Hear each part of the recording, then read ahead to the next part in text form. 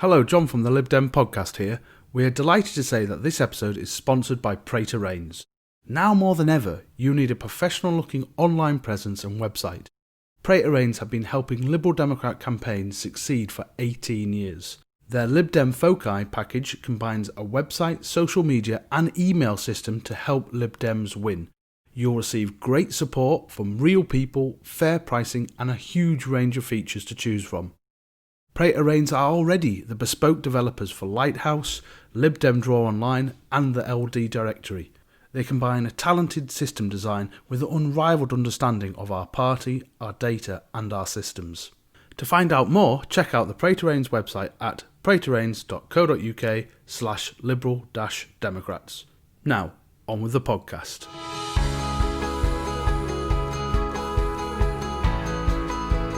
Hello and welcome to the Lib Dem Podcast. My name is John Potter and with me today is our newest councillor, the newest Lib Dem councillor. I would like to welcome Liz Barrett. Hello, Liz. Congratulations on your by-election victory last week. Have you recovered? I don't know. It's all just so strange. I still want to Google everybody every time someone says Councillor Barrett to me, because that's my husband, because he's a councillor in the adjoining ward. So it's still very strange. But it's just, it gives you so much legitimacy to get on with making things better for people. I think that's the fantastic opportunity that I have now, and I am so grateful for that. And for, obviously, our viewers can see you've got lovely Lib Dem signs behind you saying number one for Perth City South. For all our podcast listeners, obviously, Liz was there, and there was two by-elections in Perth, both SNP defences, and we won one of them. And it was a fantastic win. We should just point out, because you did come from third, you overtook the Tories, and then went on to beat the SNP as well. So we'll talk a little bit about the intricacies, because obviously, unlike in England, it's not first past the post. You used basically an alternative vote system almost in this one, because it's a single election. But firstly, just talk about, going right the way back, you lost by just 29 votes previously. So did that, I was in a very similar position. The first major campaign I did, I lost by 52 votes or something like that. And it spurred me on to think, right, I'm not quitting. I'm going to get out there and keep going. Is that what happened with yourself? That's exactly right, John. And the situation is that in that ward, we have had an excellent sitting Lib Dem councillor, Willie Wilson, for the last 40 years. So he was there. He is absolutely religious about putting out his quarterly focus newsletter every 3 months on the dot. So after the by-election, our next set of elections aren't due until May 2022, because we elect everybody every 5 years. But after the by-election, we kept me on Willie's focus leaflets, and we thought that was it, May 2022, here we come, and I was involved in doing casework, during that period anyway. But sadly, in January, let me think, 2 years ago, Councillor Bob Band, one of the SNP councillors, was diagnosed with terminal cancer. So we knew there was going to be another by-election. Bob was, he's a lovely man. He was given 3 months, and then he was given another 3 months. But we really thought the by-election would be in 2019. So we spent the whole of, we have spent this is what many people have referred to as the longest by-election campaign in history, because we have, since 2 years ago, we've been waiting for this by-election. And so what was, obviously once the world's completely changed now, and a lot of us, like campaigners like myself and councillors like myself, I think are desperate to try and to get back to as normal campaigning as possible. But obviously that hasn't really happened. Particularly in areas where we've been under quite strong restrictions like we are here in the northwest of England. So what was it like campaigning during COVID? Well, we didn't do, obviously, lockdown. Bob died in March, just at the beginning of lockdown, and so we knew, okay, by-election sometime, who knows? We had no idea when things were going to become normal. So in July, when lockdown was eased, we started putting out leaflets again, because we hadn't, we'd missed the regular quarterly focus, and we knew that it was okay to do that. We were very careful about following guidance, and really careful about that, but we didn't knock on doors. When the by-election date was actually announced, we put out a couple of leaflets saying that I was the candidate. We did a target letter to postal voters. And then we started knocking on doors in mid-October. So that was after the by-election was actually, the date had been set and it was announced in public. We didn't do any early campaigning at all. And I must admit, I was quite nervous about knocking on doors. I thought people were going to chase us away. We were, at that point, Perth was in level 2, which is the same as tier 2 in England, I think, more or less. So things were quite relaxed here. And also it meant that people could come from other tier 2 areas to help us. And at that point, quite a lot of Scotland was in tier 2. So that was good. So we did have help with delivery early on because people could come. So we got the calling leaflet ready.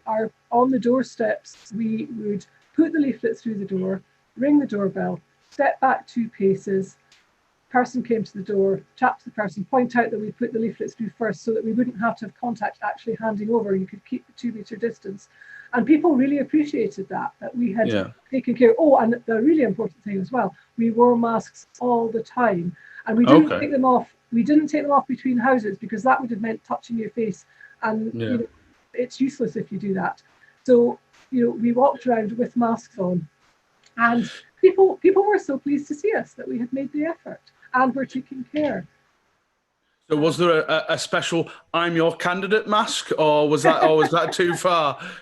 No, actually, I mean, money is really important in campaigning.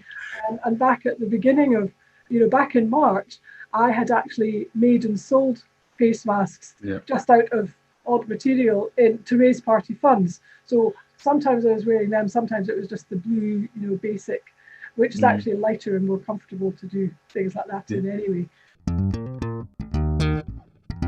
This podcast has been sponsored by the Katora Coffee Club, the UK's most environmentally friendly coffee club.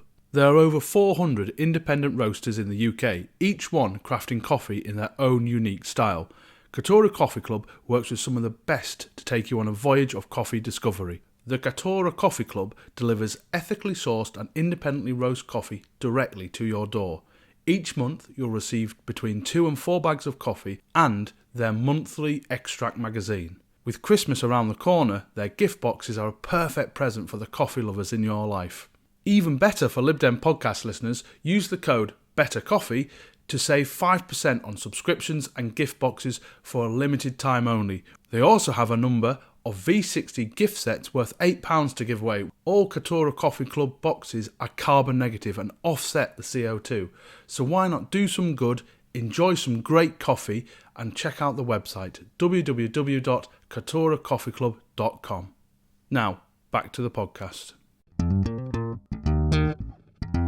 We obviously, all local councils, local parties throughout the UK have had to try and figure out the balance to get on their leaflets. It's a very trying time, and so whether that people are going, the National Party guidelines has said, you've got to take local circumstances. The messaging's got to be right. There is a pandemic. There's been a lot of deaths and a lot of sadness in the country.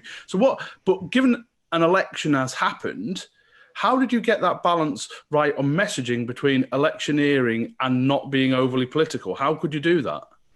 Well, the first leaflet we put out back in July, the first focus we put out then was thanking everybody from the bottom of our hearts for everything that they had done during lockdown. Thanking obviously the NHS and care staff, but also thanking everybody for following the rules and, taking care. And expressing our sympathy for those who'd lost people. So that was there. The other thing that I did during lockdown was finally got to grips with sending emails in bulk because I just never had time. Last year we spent a lot of time doing surveys. It was a constant round, which I'm sure you'll recognise, of prepare the walk, put out the survey, put in the data, then do the street letter, and there's just no time to do anything else. So we started sending e-newsletters, and they are very much about what are the latest COVID restrictions, because it changes all the time, in simple words, so that people, I would get the actual government stuff and then edit, and make it simple and just what's relevant to us. A bit of local news, a bit of what roadworks we knew were coming up, and useful information, links to things like the government website, NHS, the food shares, food bank, Women's Aid, and that sort of thing. And we now send that out every 2 weeks, and we've a readership. Well, we send it to over 350 households in the ward, and that helped because I see that is a newsletter. That is not politics. We didn't put politics in that at all until the postal votes were about to go out. Yeah. We said I was the candidate, but that was it. But we were not ramming policy down people's throats. And so, talk to me about polling day as well. Then, so what was polling day like? Because obviously, it hasn't been decided. There's huge elections coming up in May, and yet obviously the government hasn't yet informed. So certainly the English regions have no idea how polling day is going to operate. What was polling day like for you? It wasn't all that different, to be honest. I mean, the thing that I should mention that happened to us, though, on Friday the 13th, Perth went into Tier 3. So that was 2 weeks before polling day, and it meant nobody could come and help from outside Perth and Kinross. So we were absolutely on our own. Whereas usually in a by-election, you've got friends, and especially us, because we're right next to North East 5. We put a huge amount of effort into helping Wendy Chamberlain get elected as an MP. Yay! So, there was payback due there, but unfortunately I wasn't able to cash in on all of it.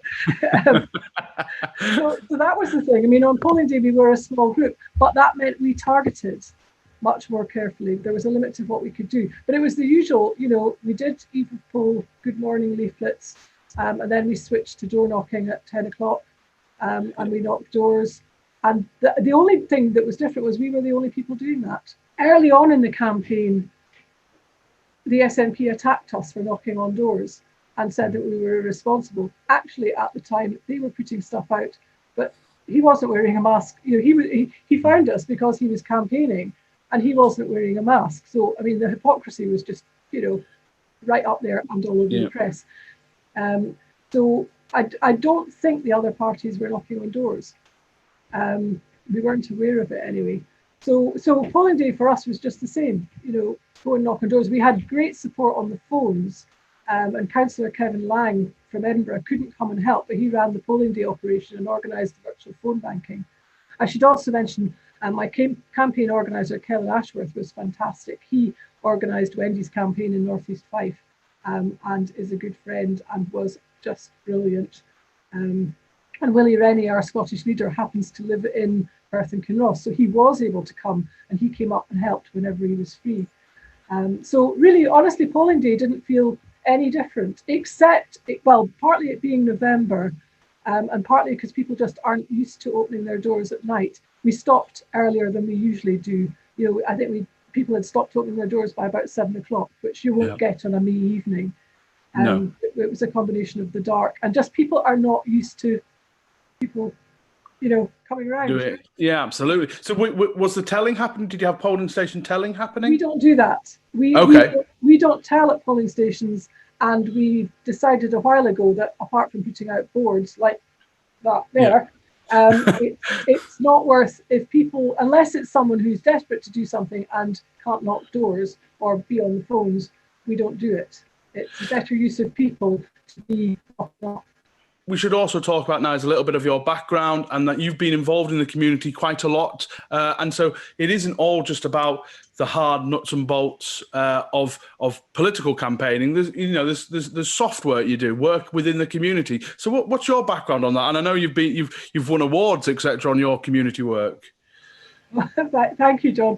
I've always been I've been a member of the Lib Dems since 1983, but I've always been involved in volunteering in things, as well as Lib Dem stuff. At the beginning of lockdown, first of all, Pete and I volunteered with the local food bank because it was in danger of closing because all their volunteers were over 70, and they were, the guidance was to shield basically.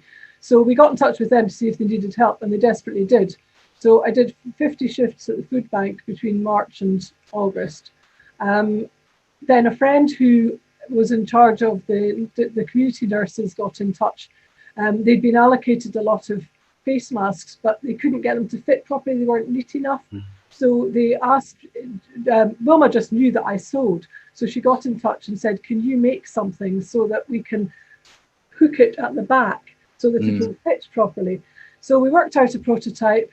I got in touch, we tested it with the nurses, found out what was the best fit. I got in touch with friends, then I put it in the press, and we ended up with a team of, I think there were 30 or 40 of us sewing, and we made and delivered 1,400 button bands to local nurses and also to staff in care homes, because at that point care homes were getting no attention at all, really.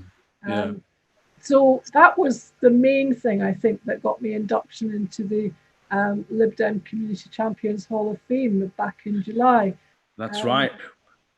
You got, what was it, the most inspiring urban activist across the UK is something you picked up. So no, but I mean, that just shows you it doesn't always have to be about hard politics. One of the girls who volunteers, she says, it's just great that you're here and you're approachable and we know you and we can talk to you and, you know, we know you'll try and get things done. And that's what I keep saying to people. I'm not promising I can fix everything, but I am promising that I will listen and I will try and I will tell you. You know, I had a couple who asked me to get slabbing so that he could get his mobility scooter in and out of his council garden. And actually, because his scooter wasn't prescribed by OT, the council said they couldn't do anything. And I went round and explained it to them. I got good luck before the election, and she was one of the first to email me afterwards to say congratulations. So just because you can't fix everything doesn't mean people won't like you. Yeah, and I say that to new activists and all the time in the country. You are not going to fix the world as a councillor. You are not going to be able to fix every problem. But the amount of people that will be grateful that you've listened and tried is phenomenal. And I think that is like absolutely, we should take that on board. And if you are a new candidate or a new campaigner, don't think the world is, you have to fix everything that's going on. You just do your best, and you'll be amazed at how many people you'll convince that way. We'll just talk a little bit about the result and the transferring of votes, because the political nerd in me loves this. And so UKIP got 18 votes out of them, of which a third of them didn't bother voting for anybody else as their second preference, and the majority of those went over to Tory. No great surprise there. The next up was Greens. Now, out of the 100... Can you just make a point about UKIP? Yeah. I am ashamed to say that I got one transfer from UKIP. You did. I was wondering that. But the SNP got two. Yes. So yourself, Labour, and the Greens all got one from UKIP. Who, that's fair enough. It just shows you don't know. And actually, what this shows as we go through the rest of them is that sometimes think, oh well, definitely those amount of people are going to vote for this people next. Actually, it's interesting to see where this vote goes. And like I say, the political nerds listening and watching might be very interested, because next up is Greens. So out of the 136 Green voters, 22 didn't put a second preference, so it was Green or nothing. So that's fair enough. But then almost half of the Green vote went to the SNP, which is probably not too surprising, would you say? That's not surprising, because the Greens support independence. Yep. So I would have expected it to be much higher than that, in fact. Because you got 27 transfers from the Greens, so that was the next biggest block went to you. Obviously, the SNP got 60, and then next up was Labour. Now this was interesting, that of the 224 Labour votes, 77 didn't bother. That was, they didn't have or had voted for people that had already been eliminated, as in, so they could have tried to transfer to Greens, etc. Of which you then came up top. You got 74 of those Labour voters to switch to you. Weirdly enough, 16 of them went to the Tories still. So you think, you can't. It's very interesting. I find all this stuff really interesting. And the SNP got a good chunk as well. They got 57. Now, the big hit came from the elimination of the Conservatives. They're over 1,700 votes, of which 800 of them didn't bother. So they weren't transferred at all. But then you got 800 votes from transferring Tories compared to the SNP's 93. So that was a huge block of votes then. So does that, I mean, in the round, does that mean this is quite interesting looking forward to May, that actually the Lib Dems, because the Tories are an absolute shambles in Westminster, the Lib Dems might capitalise quite a lot in May up in Scotland. Is that your feeling? I think it's difficult to extrapolate what happened locally in a local by-election to what will happen in Holyrood. Yeah. I do think there's a slide in the Conservative vote. Well, first of all, the Labour transfer, I got hardly any Labour transfers last time. So that shows about the recognition in the community stuff. Yeah. But the other thing is that I came this time within 70 votes of beating the SNP on first preferences, which was absolutely fantastic. And it's important to note that whatever your result, that actually you went and earned it. That's it. You worked for it. You got the leaflets out. You knocked on doors. You did all the things that all the training says you should do to go out and win. I suppose that's probably your lasting message, is that, you know, May we can change the narrative. We can, you know, yes, that's right. Start now. Not put out. I mean, the knock and drop surveys are great. That was a really good base to start, and we're going to be doing that in other wards starting, I hope, this month. You know, but start now, keep going, buddy up with someone in a neighbouring ward. So, you know, if you think, or if you're on your own, go, you know, do a night there and a night there. Go out at least twice a week from now until May. It may sound like a lot, but honestly, we were out every night, so it's not a lot. Just go for it. You know, you can do it. You can win, but you have to work. And a phrase I use a lot is "do a little, but do it often." Is the thing. So if you try and do it all in a week, you'll burn yourself out. But actually, just by doing a little bit here and there, and it's amazing the coverage you can get. And it's amazing how much of your wards you can cover as well. Yeah, just tell yourself you're going to do an hour. You'll probably do more than an hour if you're on a roll, and just keep doing that. Well, all I can say. So all I was going to say, Liz, is thank you so much for coming on the podcast. We really appreciate you coming, because I know how busy you'll be. You'll be getting all your starter packs and you'll be getting introductions into your council. And I know you've got something on in the next half an hour or so. So thank you so much. I'm sure the listeners and viewers will absolutely have loved that insight into what you did. Many congratulations. Thank you very much, John. All the best and good luck to everybody for me. Thank you very much to Liz. That was absolutely brilliant. A really fascinating insight. And actually, it's, you know, it's kind of weird over the last few months not having Thursday by-election stats coming in. So that was nice to have them again, to be able to look at results and enjoy some Lib Dem successes again. Thank you very much for listening and watching to this episode. You can follow everything to do with the Lib Dem podcast at LibDem Pod. You can subscribe to us to where you normally get your podcast. You can also listen and watch us on Facebook and on YouTube. So thank you very much again to Liz. Thank you all for watching and listening, and we'll be back with another episode very soon.